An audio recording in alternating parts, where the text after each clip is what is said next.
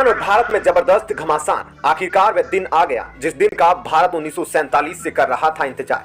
PoK खोने के डर के चलते पाकिस्तान ने रातों रात आर्मी और पुलिस को भेजने की कर दी शुरुआत। भारतीय सेना अलर्ट। पीओके के अंदर गर्म होते माहौल को देखकर इमरजेंसी मीटिंग शुरू। पीओके के लोग पाकिस्तान के द्वारा बनाई गई दीवारों को तोड़कर भारत में शामिल होने की कर चुके हैं शुरुआत। नीदरलैंड के प्रधानमंत्री ने भारत से मांगी माफी। दोस्तों, पाकिस्तान के कब्जे वाले कश्मीर से पहली बार आवाज आई है कि प्रधानमंत्री मोदी अपना पीओके अपने पास ले जाओ। और साथ ही पीओके के अंदर से आवाज गूंजने लगी है कि पीओके पाकिस्तान के बाप की जागीर नहीं। उधर पाकिस्तान भारत की तैयारियों को देखकर डर कर कभी इस्लामिक संगठन ओआईसी के साथ भाग रहा है तो कभी तुर्की के पास। दरअसल कश्मीर के उस हिस्से पर जिस पर पाकिस्तान ने पिछले 75 सालों में कब्जा कर रखा है उसको भारत में शामिल करने की शुरुआत हो चुकी।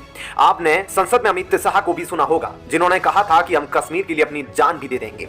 भारत के प्रधानमंत्री मोदी भी कह चुके हैं कि हमारा कुछ हिस्सा पाकिस्तान के हाथों चला गया जिसे एक न एक दिन लेना तो पड़ेगा ही।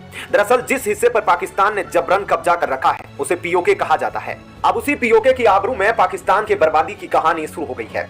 पीओके के अंदर मौजूदा आलम कुछ ऐसा है कि वहां के लोग भारत से मदद की मांग कर रहे हैं। पाकिस्तान से तंग आकर पीओके को लेकर मोदी से गुहार लगा रहे हैं कि हमको भी हमारे वतन हिंदुस्तान में शामिल कर लो। वहीं गिलगिट बाल्टिस्तान कश्मीर का वो आधा हिस्सा जिसे भारत में दोबारा शामिल करने का वादा भारत की संसद, भारत की फौज, भारत के रक्षा मंत्री और प्रधानमंत्री मोदी तक कर चुके हैं, तो अब उसको आजाद करने का ऐलान खुद पीओके के अंदर से आया है। पीओके खाली कराने की कवायद शुरू हो चुकी है और बड़ी संख्या में पीओके के अंदर घरों को गिराया जा रहा है। उधर दूसरी तरफ पाकिस्तान के केंद्रीय बैंक ने शहबाज शरीफ सरकार पर जमकर फटकार लगाई है और कहा कि खाने के लिए पैसे नहीं और भारत से पंगा कर रहे हो। रही खही कसर रूस ने भी पूरी कर दी है और कहा जा रहा है कि S-400 की तीसरी खेप भारत के लिए रवाना होने जा रही है। साथ ही S-500 को लेकर बातचीत शुरू हो गई है। तो दोस्तों, आपको विस्तार से इन खबरों के बारे में बताते हैं। दरअसल पीओके के अंदर रह रहे लोगों का गुस्सा आखिर क्यों फूट पड़ा है, क्यों वो एक दिन भी पाकिस्तान की कैद में नहीं रहना चाहते। पीओके के अंदर जमकर घमासान शुरू हो चुका है।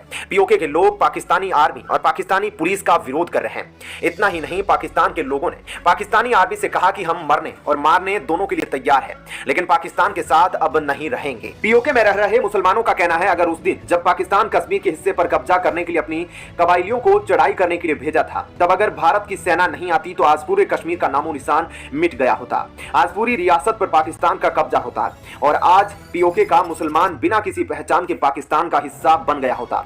इतना ही नहीं, पीओके के लोगों के द्वारा कहा गया कि पाकिस्तान अपना मुस्लिम भाईचारा अपने पास रखे, हमको इसकी जरूरत नहीं है क्योंकि हम केवल भारत में शामिल होना चाहते हैं। इतना ही नहीं, जब पीओके के लोगों के द्वारा यह कहा गया कि हम जम्मू कश्मीर के लोग हिंदू, मुस्लिम, सिख, ईसाई एक ही काम के हैं, तो पाकिस्तान को समझ आ गया कि उनके द्वारा जो चालें अभी तक पीओके में चली जा रही थी अब वो काम नहीं आएगी। उधर भारत भी उस दिन का इंतजार कर रहा था कि कब पीओके के लोगों का सब्र का बांध टूटेगा और वे पाकिस्तानी सेना के खिलाफ हथियार उठा लेंगे और उधर से भारत भी पाकिस्तान पर अटैक करे और रातों रात पीओके को आजाद कराया जा सके। पिछले एक साल से भारत पीओके वापसी की भरपूर तैयारी में जुटा है। यूनाइटेड नेशन के मंच से भी पीओके को लेकर पहले ही पैगाम भेजा जा चुका है। भारत ने पाकिस्तान को आखिरी अल्टीमेटम में कहा था कि अगर पाकिस्तान अपनी सलामती चाहता है तो पीओके से अपना कब्जा हटा ले, नहीं तो अब भारत उस पर सैन्य कार्रवाई भी करेगा। भारत की ओर से सैन्य कार्रवाई करने का सीधा मतलब था कि पाकिस्तान पर अटैक किया जाएगा। उधर यूनाइटेड नेशन भी पूरी तरीके से पीओके को लेकर वाकिफ हो चुका है। अब से कुछ महीने पहले यूएनबी पीओके की असल जानकारी इकट्ठा करने के लिए अपनी एक टीम रवाना कर चुका था, लेकिन जैसे ही यूनाइटेड नेशन की टीम पीओके के अंदर पहुंची, पीओके के लोग सड़कों पर उतर आए और पीओके की टीम को सड़क पर ही रोक लिया और उनसे दरख्वास्त करने लगे कि हमको पाकिस्तान से आजाद कराया जाए। उधर पीओके में आतंकी की खेती करने वाला पाकिस्तान अब इतना डर गया है कि पीओके में रह रहे लोगों के घरों पर बुलडोजर चलाने लगा है ताकि उनको डराकर धमकाकर उनकी आवाज को दबाया जा सके। लेकिन आजादी के लिए अब जो पीओके में आवाजें गूंजने लगी है, ये पाकिस्तान को आखिरी संकेत है कि अब भारत भी चुप नहीं बैठेगा और जल्द ही अटैक की तारीख नजदीक आ रही है। उधर पाकिस्तान को उसके पाकिस्तान स्टेट बैंक ने धमकी दी है कि जो तुम्हारे पास युद्ध का नशा चढ़ा है उसे उतार फेंको, तुम्हारे लोग भूखे मर रहे हैं और तुम भारत से युद्ध लड़ने की तैयारी कर रहे हो।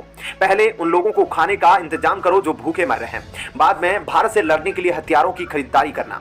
लेकिन फिलहाल भारत भी पहले खतरनाक हथियारों की तैनाती कर लेना चाहता है, फिर पीओके पर अटैक करने की शुरुआत करेगा। दरअसल पहले भारत अपनी सीमाओं को चारों ओर से दुश्मन की किसी भी हवाई हमले से महफूज रखने के लिए मिसाइल डिफेंस सिस्टम की तैनाती कर रहा है और रूस से पहले ही 2 मिसाइल डिफेंस सिस्टम भारत को पहुंच चुके हैं, तो तीसरा अगले साल यानी कि 1 महीने के बाद जनवरी में पहुंचने वाला वाला है। भारत की ओर से पंजाब सेक्टर में पहले मिसाइल डिफेंस सिस्टम की तैनाती की जा चुकी है, जो किसी भी मिसाइल को 400 किलोमीटर दूर से ही हवा में मार गिराएगी। वहीं आपको बता दें कि रूस से तीसरा मिसाइल डिफेंस सिस्टम 2023 के मध्य तक तैनात कर दिया जाएगा।